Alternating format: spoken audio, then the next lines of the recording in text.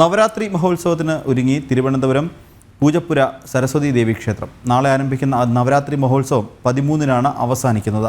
വിജയദശമി ദിവസമായ 13-ന് സരസ്വതി മണ്ഡപത്തിലും ശ്രീ ചിത്ര തിരുനാൾ ഓഡിറ്റോറിയത്തിലും പ്രമുഖർ കുരുന്നുകൾക്ക് ആദ്യാക്ഷരം കുറിക്കും. വിപുലമായ ഒരുക്കങ്ങളാണ് ക്ഷേത്രത്തിൽ നടക്കുന്നത്.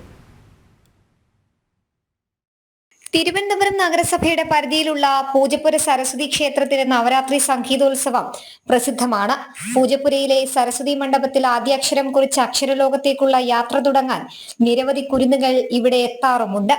ചരിത്രവും പുണ്യവും ഇഴകലർന്ന ക്ഷേത്രത്തിൽ നാളെ മുതലാണ് നവരാത്രി ആഘോഷങ്ങൾക്ക് തുടക്കമാകുന്നത്. നാളെ വൈകിട്ട് നവരാത്രി മഹോത്സവത്തിന്റെ ഔദ്യോഗിക ഉദ്ഘാടനം നടക്കും.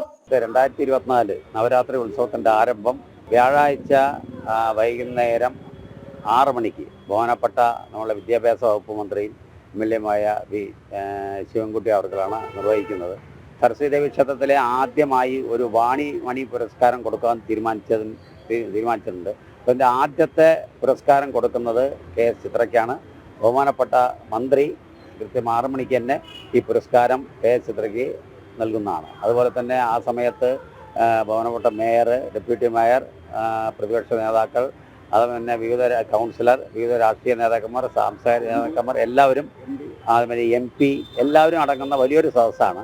വിജയദശമി ദിനമായ 13 രാവിലെ 5:30 മുതൽ സ്വാതി തിരുനാൾ സരസ്വതി മണ്ഡപത്തിലും ശ്രീ ചിത്തിര തിരുനാൾ ഓഡിറ്റോറിയത്തിലും എഴുത്തിനിരുത്തൽ ചടങ്ങുകൾ നടക്കും.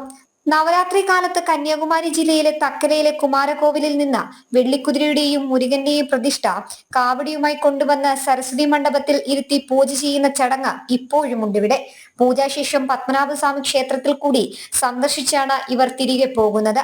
ഈ ആചാരപരമായ ചടങ്ങിന് കാത്തിരിക്കുകയാണ് ഭക്തരും. ജനം, തിരുവനന്തപുരം.